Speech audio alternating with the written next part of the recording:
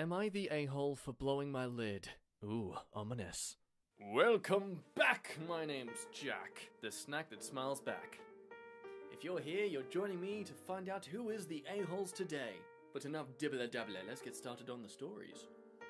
My grandma, 85 female, and I disagree on a lot of things. Because of this, I, 25 female, have made it a point to not talk about certain topics with her to protect my mental and emotional health.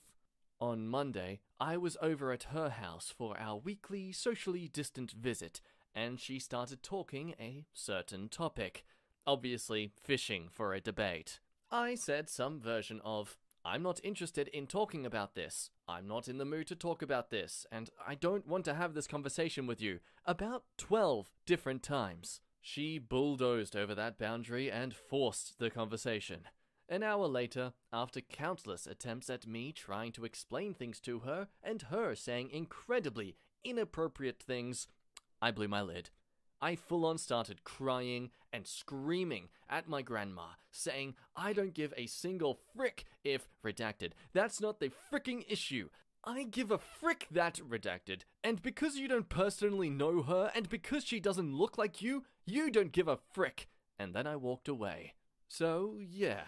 Not my finest moment, and I'm not proud of the way I reacted, but I stand by what I said. Am I the a-hole for reacting that way, even though I made my boundary very blatantly clear, and she knowingly and forcibly disrespected that? TLDR, I blew my lid after my grandma ignored a very clear boundary I set and reiterated multiple times to her. My dad insists I'm the bad guy and that I apologize to her. Info? What? What was the topic? Why?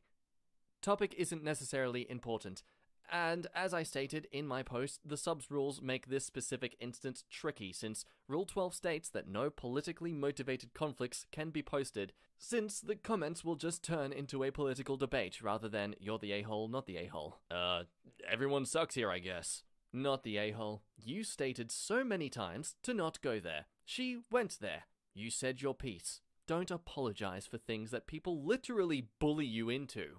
She wanted an argument or some sort of explosive reaction from you, and clearly, she got it.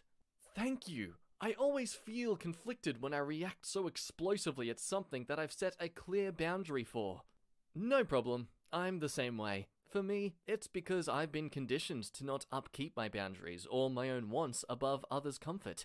Anything to keep the peace, and all that jazz. The thing that stuck out to me was that your father was already in your ear saying that you were out of line. Don't listen. You know your lines. She was out of line. Don't let them convince you that you should accept that kind of behavior from someone just because they're old or related to you. If someone isn't respecting you in a conversation, or even worse, actively disrespecting you, you don't owe them your time.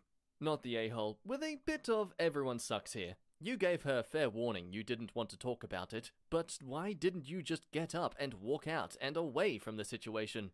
Valid point. I do agree with everyone saying that she isn't the a-hole for reacting so explosively, but I do also wonder why didn't she just walk away? I'm sure if she's someone who exercises her boundaries that she'd have a reason for it. But yeah, the only defense your grandmother has here is if she was just completely ignorant to your boundaries. Posted by Miss Jazzy Joe 11.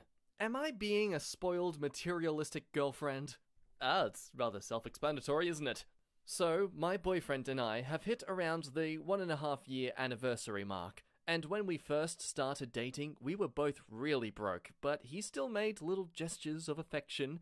Like, he knows I like apple juice, so he would get me a bottle of apple juice as a surprise, or once he bought me flowers just because. It's been months since he has done something like that, and now we both make good money compared to what we made before. And I haven't gotten any small gifts in months. I know this sounds ridiculous, and I'm probably being petty and spoiled and materialistic, but I just would like to be surprised again with a small gift. I'm not asking for anything over $20, maybe just a small bouquet of flowers, or an apple juice, or a small bag of candy. I don't know, I personally feel bad for feeling this way, because I know this man loves me. What do you think? No a-holes here. I think this has less to do with how much money you make and more to do with the course of your relationship. Giving little gifts regularly is a sweet gesture, and exactly the kind of thing that happens at the beginning of the relationship, but then kind of peters off as time goes on.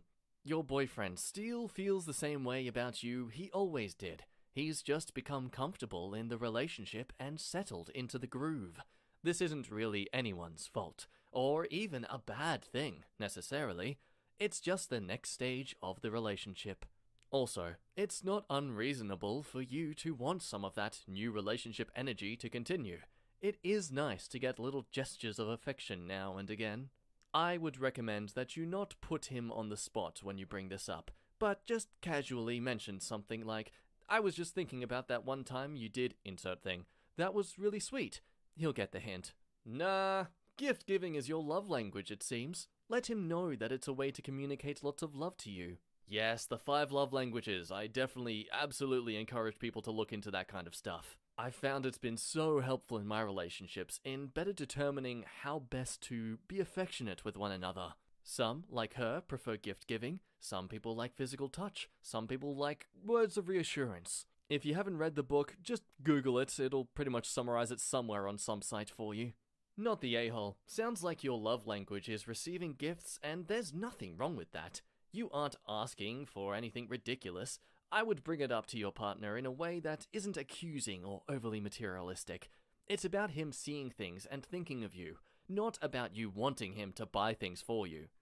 No a-holes here. It's understandable to notice a lack of gifts and feel the need for receiving something, but you need to understand that maybe your boyfriend is maybe using his money on something of a higher priority, and can't really afford gifts right now. I'd suggest gifting him something first, then talking with him. I would say you should start giving him little gifts of love. He shouldn't be the one required to do it. As a man, I love it to death when my wife does that for me. She doesn't do it anywhere near as much as I do for her, but I still love it.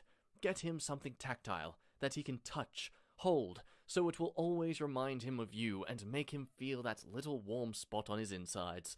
He will get back into it when he sees you do it. He may indeed just be in the groove of life, so every once in a while change lanes.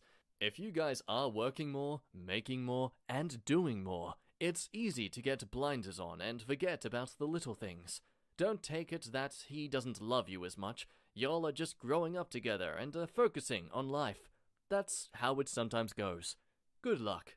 Many people are talking about that she should be giving him gifts of love instead to sort of trigger his thoughts into doing the same back. But I beg to differ.